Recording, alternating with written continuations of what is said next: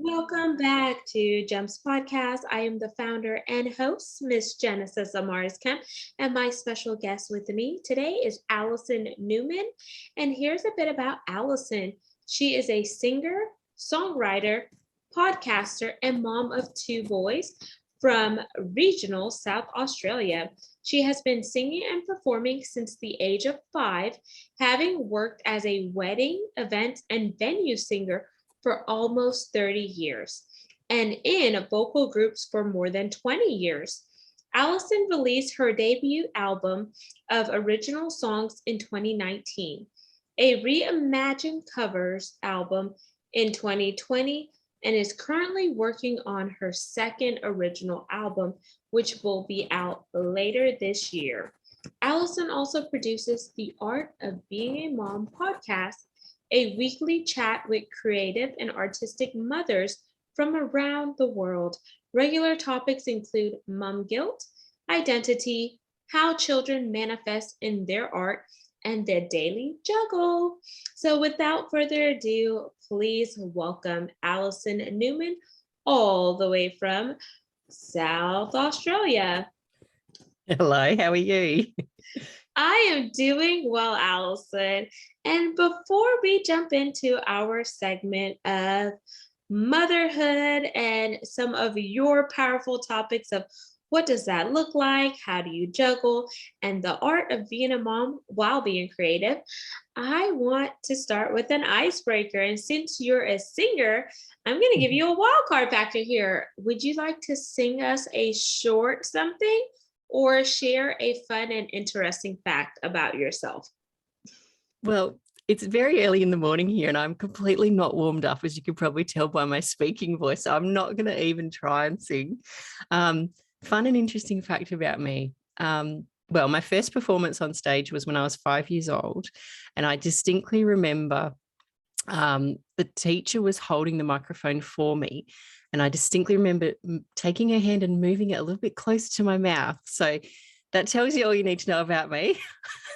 I need to be in control of things. Thank you for sharing that. And what made you want to become a singer? Oh, look, it's something I've just always done. I don't think there was ever a choice for me. There wasn't a moment when I decided. I think I've just always sang, I've always performed, and it was just a natural sort of thing for me to do. Yeah. Do you have any other singers in your background?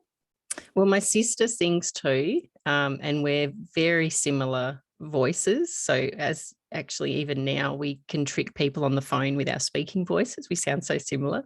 Yeah, and we've done a lot of performing together over the years, starting with little concerts for mum and dad when we were children. But no one else in my immediate family sings. My mum and dad don't sing, but my mum's father and his mother were very good singers, and two of my dad's siblings sing, and his parents were also quite good singers. So it's sort of around us in the genes. Super cool. Now let's segue into motherhood. So I know here in the States we say mom and then you say mum. So Yeah. so you have two boys. So how has it been for you having a singing career on top of being a podcaster and of course being a mom? How do you personally juggle it all? Yeah, that's a really good question. Sometimes you feel like you're not juggling, you feel like you're dropping the balls everywhere. But I think the thing that really helps work, obviously, this is my perspective, is having some support around you, having people around you that can help physically, because I can't take kids with me to gigs. I can't have them in the studio when I'm recording. So having somebody that physically can have your children is really important. So my husband's incredibly supportive. He's I call him my number one supporter. He helps me out.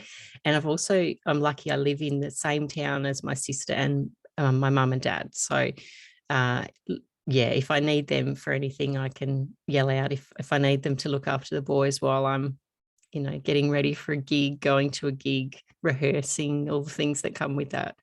So yeah, and I think one of the biggest sort of barriers for me personally has been my mindset. So in addition to the physical stuff's often very easy, just having someone to look after your child, or working around your day so you can do what you need to do. But then everything that goes on up here in your mind is often the hardest thing to be able to justify it, to say, I don't feel guilty for doing something for myself while someone else looks after my children, or I'm not guilty for going out at night to perform so my husband feeds my children and puts them to bed. I have to get over that sort of mindset. And I find that's something that a lot of mums share, that struggle as well. Very nice. And yeah, sometimes moms feel like by nature they are fixers and they have to do it all. So I feel like from a mom supporting other moms, we have to give each other grace and let each other know it's okay that you need to take a step back, get that self-care in, or even delegate where it makes sense. Because sometimes you could be so used to doing everything that your mate, your partner, your spouse, your lover, or however you identify with your other half wants to help, but they see that you're managing everything. So they're like, oh, she has it under control, versus saying, okay, I actually need help in this area.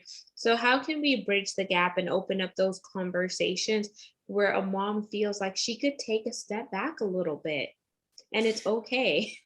Yeah, I think what you've said there, the conversation, that's often the hardest thing for people, that certainly people that I've chatted to actually say the words, to say, I need this time. Can you do this for me, please? Or, just feeling like you can actually say that, because so many of us are stuck in this mum role that we feel like we'll be judged if we step out of this mothering role and do something for ourselves. So being able to actually say the words and have that conversation is really challenging. So once you get past that, I think the rest of it's really easy, because you can negotiate what works with your family, and often just having that voice, as well as being the hardest thing, is the thing that will help you the most. Because once people see that, they'll go, oh, okay, no worries. Like, it's not a big deal. But until you say it, I think people just don't realize. Like you said, they're just caught up in their lives. They see you doing everything, so they go, oh yeah, life's fine, status quo sort of thing. Okay. Yeah. So definitely just the encouragement around having a conversation and not feeling guilty because you actually need to engage in that conversation. And Mm. since you talk to a lot of moms, not just in Australia, but worldwide, what are some of the reoccurring themes or that you've seen in the conversation, or the struggle points that moms are facing? Yeah, well, the first thing that's really awesome to hear is everybody is feeling the same way. So it's actually really reassuring in a really backwards kind of way, because it's bad that we feel this way, but it's good that we all feel this way. I spoke to one of my guests was from Hungary. Well, she was originally from Hungary, but now she lives in Vienna. No, in Salzburg, sorry. And the first thing she said to me was, I'm so glad that there's other people that feel like this, because often we're over here on our own, and we don't, like, we're isolated from our own families, and we don't know if what we're going through is normal and is okay. Sorry, I've forgotten what your question was. Genesis, sorry. No worries. I know it's still early I got off on a tangent. So I was asking, what are the common themes that moms are facing? And you mentioned that a lot of the moms are saying the same thing. So since they're saying the same thing, what is that thing? Yeah. Okay. So it's that feeling of the guilt is a really big thing. Guilt is a massive thing. And guilt is felt in a lot of different ways too. So some people may feel a bit of guilt and then go, actually, that's okay that I feel that, but it's not going to stop me from doing what I want to do for myself. So some people use it as like a little bit of a check-in tool, where it might just, it's that little, I don't want to say the devil on your shoulder, but that little voice that might say, oh, actually, you've been out 4 times this week. Do you think you might stay home? And then you'll go, actually, no, because I'm doing this big show and I need to be out all this week, or someone else might hear that voice and go, oh, that's right. Maybe I just need to stay home tonight, So people feel it in different ways, experience it in different ways, and deal with it in different ways. which is, I find so fascinating. That's what the thing I love about talking to so many different mums is just the different range of perspectives and experiences that they have. So guilt's a massive one. The juggle, just how you do it. I find a lot of, literally, a lot of creatives, we share this, and you'd probably be the same when you get to this position, which won't be far away by the sounds, that you don't like to be interrupted. So basically, when you get on a role, whether you're painting or recording or whatever it is that you're doing, or even just thinking about your creativity, when you get interrupted, it's like, oh, you lose your train of thought. You might forget where you're up to, and just it interrupts that whole creative flow. And that's something that happens a lot when you have children. It's just this constant, mom. I actually made a reel about it. I think it was last year sometime, about this joke about being interrupted constantly by your children. And yeah, that's a big one. How you deal with interruptions. Nice. So the guilt factor, and I think the guilt factor could also come from the comparison factor of looking at other moms and trying to measure your performance up against theirs, not realizing that you're operating in your own lane. Then the interruption factor, that's also big, because sometimes moms could be so focused on one area that whenever someone interrupts or steps in their lane, they feel like, oh man, now I just lost my train of thought, or that distraction has taken you back. And then the juggling, because if you're juggling between work and home, or school activities or extracurricular activities, then it's like go, go, go, go, go. So when is it time for me to just take a step back and woosah and really be a mother? Yeah, and it's really interesting. One of my guests described it as you never stop being a mum and you never stop being an artist. So your brain is constantly going in either one or both of those modes all the time, because as a creative, you're getting feedback from the environment all the time and taking inspiration and being informed by what you're seeing or what you're hearing or what you're experiencing. So you're always on in that part of your brain. But then as a mum, you're always on, even if you're not with your children, you're thinking, oh, what's coming up next? What do they need for school? Have I filled out this form? What have they got on this week? So you've got this constant thing going on in your brain all the time. And it's really challenging. Absolutely. Absolutely. Because I'm just laughing because I see it all the time with my friends who are mom. And then now that I'm stepping into this, it's like, oh my gosh, like, can I just have like 5-10 minutes? But sometimes you don't get that. And it's okay to just say, you know what? I'm going to put my phone on do not disturb. I'm going to block out some me time and not feel bad. But 1 second. So yeah, it's just so overwhelming at times. And I feel like whenever other moms are doing certain things, they tend to look at you like, why aren't you doing this? And the prime example movie that I could give is the movie Bad Moms. Have you seen that? I sure have, yeah. The mom, she's like, you know what? I'm tired of this, because she tried to do everything so perfect, be that perfect PTA mom, do all this stuff. And then she's like, you know what? She got so burnt out because the pressures were so real.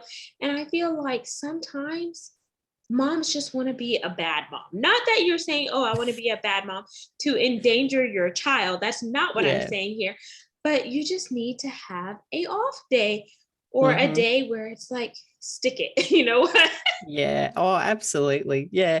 And I think what you're saying before is right, that we feel a lot of judgment. And I feel like that's not just from people that don't have children. I feel like mums are really good at judging each other, which isn't very helpful. Certainly with social media being around. Like when I had my first child, who's now 14, social media wasn't the way it is now. It was just, I had to log into Facebook on an old dial-up internet. This is I'm showing my age, but nowadays it's everywhere. You can't escape it. And there's so many versions of a mother that we can be conscious of. And we have to, like you said, remember that we're doing our own thing. We can't compare each other. We can't compare ourselves to anyone else because we're all different. And, you know, what the time we have available, the support we have available, our mothering, you know, ways, the way we like to raise our children's different, what our values are different. So every person that you see, the photo that they put up is also very curated. We have to remember that that's not the version of like their real life is not what you're seeing on Instagram or Facebook. So it's really hard to escape, but it's a good idea to try, you know, unfollow the people that make you feel uncomfortable or challenge the way that you see yourself. You know, if you're looking at someone constantly and thinking, oh, they're doing such a great job, I feel really bad because I can't do this. Just don't follow them, you know. Like that's an easy way, you know. But something also, I know this is a real big segue, but if you are struggling with things, there's no shame in seeing a therapist or speaking to someone about it. You know, if the same issues are coming up for you constantly, you might go, well, actually, maybe it's me. Maybe I need to do some work on myself. So that's something a lot of my guests talk about is having a really good therapist is a really great thing. Absolutely. I agree for that. A therapist, any paid professional, even a coach to just kind Yep. of help you overcome those paradigm shifts and etc. And once you overcome the paradigm shifts, you overcome that imposter syndrome, the limiting beliefs and etc., then you could really encompass who you were created to be and not live in the illusions or the shadows of other people who are quote unquote pretending to be something that they're not because Mhm. they're trying to portray a certain version of themselves when in actuality behind closed doors they may not necessarily be doing the same things that they're putting out there on the media outlets.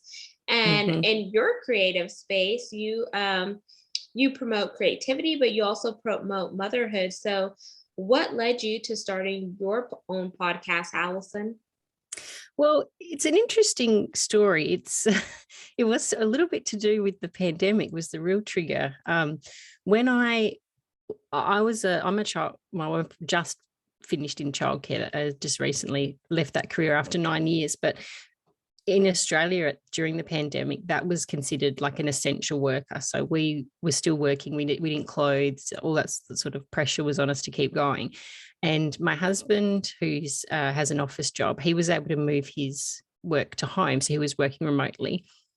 And we had the kids at home doing some homeschooling, not for very long. We were very lucky where I live. We didn't go into that massive lockdown. But my husband, just due to the setup in our house, he commandeered our bedroom as his office. So there goes, you know, the space when you wake up in the morning is taken up by the click clack on the keyboards, and you're like, oh, okay, the blinds are open and there's no sleep-ins. And then I'd sort of, as soon as I was out of my bedroom, I'd have my children at me straight away.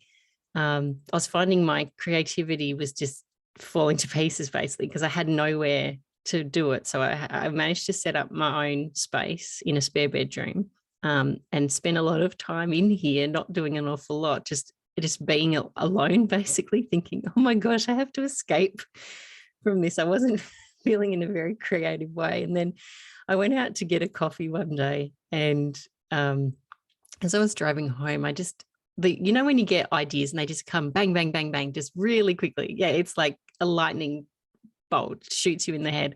So I got this idea that I wanted to know how the mums were coping and how they were handling it.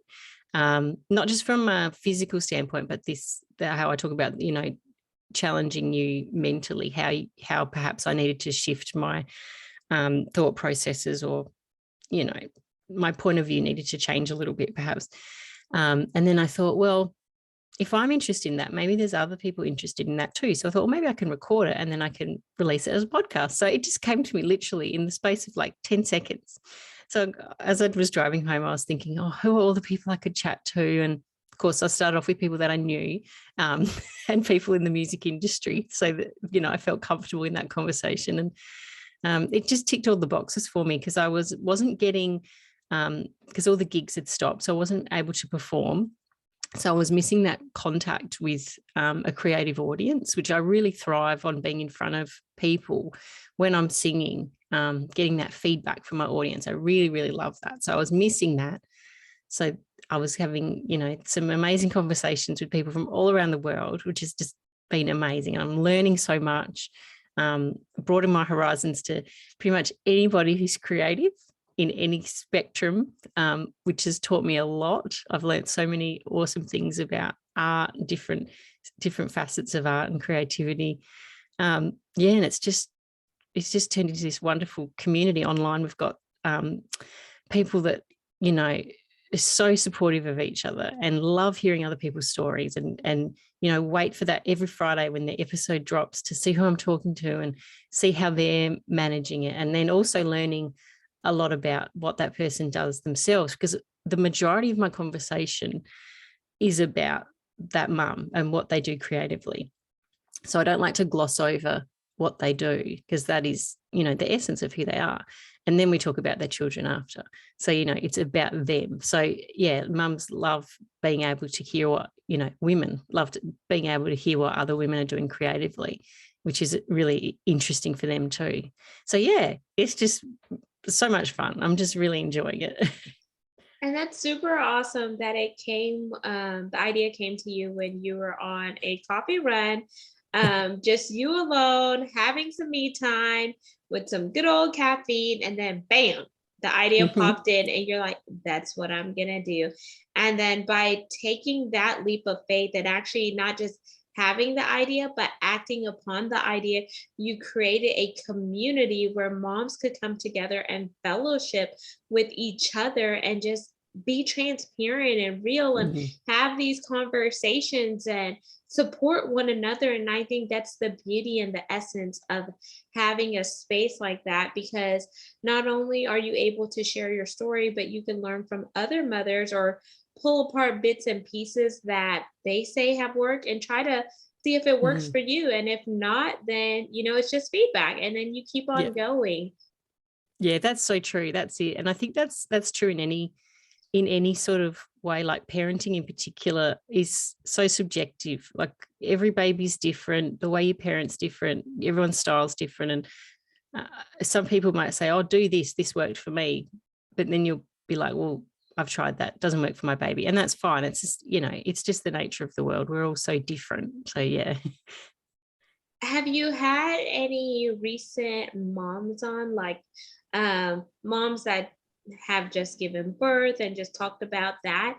Because sometimes people see motherhood as the glorious part, but then they don't always talk about the ugly parts of pregnancy, like how one day you may wake up and your boobs may be dripping or whatnot, or your bottom or backside may be hurting, or you have these leg cramps or different stuff, and people just say, oh, you're beautiful, you're glowing, or you're carrying the baby well, but they don't tell you the nitty gritty.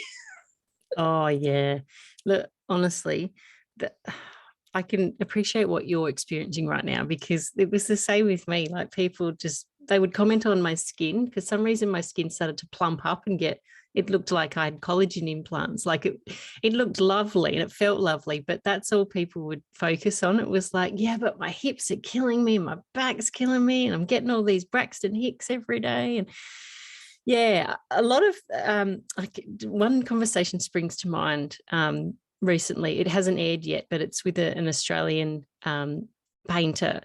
And we actually compared horror birth stories, basically. We're talking about birth trauma, and how both of us hadn't really realized at the time that that's what we'd experienced. So that's just probably the most graphic conversation we've had.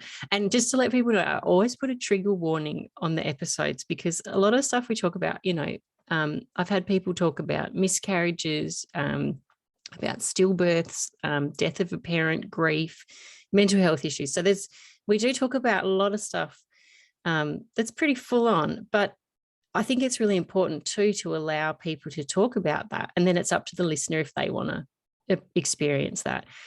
Because as an artist, everything you've experienced in your life goes into what you create. So without these stories, a lot of people's art wouldn't make sense. And I feel like, especially for people that have lost children, it seems a disservice to that child. And that's not the right word, but I can't quite think what the right word is. But you can't gloss over the fact that that little person has had an impact on this mother's art and their story. So to not mention them would not be right. So if mums want to talk about it, I let them talk about it. And I always say to my guests, if you don't want to mention something, that's totally fine. That's up to you. So it's their space to use however they'd like to. And then it's up to the listener if they want to experience that, then that's their free choice as well. Beautiful. So motherhood at all aspects and just everything. 360 motherhood. Anything you want to know about being a mom. Yeah, a lot of truth bombs in there. I like that. And Alison, as we begin to wind down, because man, 30 minutes has flown so fast. I want you to leave our listeners and viewers with your call to action for this segment.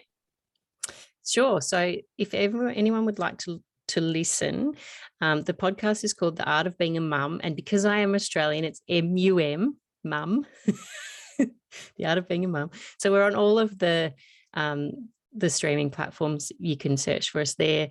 Or you can go to the direct link for the website is www.alisonnewman. So Alison's got one L and Newman is NEWMAN. .net/podcast, and that will take you to anything you want to find out about the podcast. And if you're interested in my music as well, you can find it on that platform as well. Yay, that made me perk up because I was like, ooh, now that we're winding down, and I'm gonna have you plug your social media, but I also want to see, is your voice warmed up to carry us out with the song? I don't know. Give me a sec. I don't know how this is going to turn out. What can I sing? So my social, do you want me to tell you my socials? Sorry. Yes. On Instagram, I'm Alison Newman vocalist, and The Art of Being a Mum podcast. Again, mum, MUM. I've got to think of something to sing now. What's something?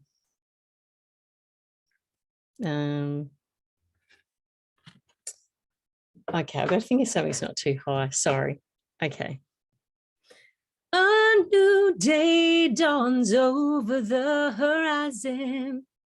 Your cry brings you to the world.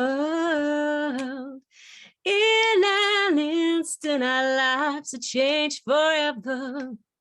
As so raven and curved. That might have to do because the chorus goes up a bit high. Wow, y'all, the first time we've had a singer here that actually sung us out. So that was Alison Newman, all the way from Australia. Man, your voice was amazing, Alison. I wish you could sing a little bit longer, but we'll definitely have to have you back.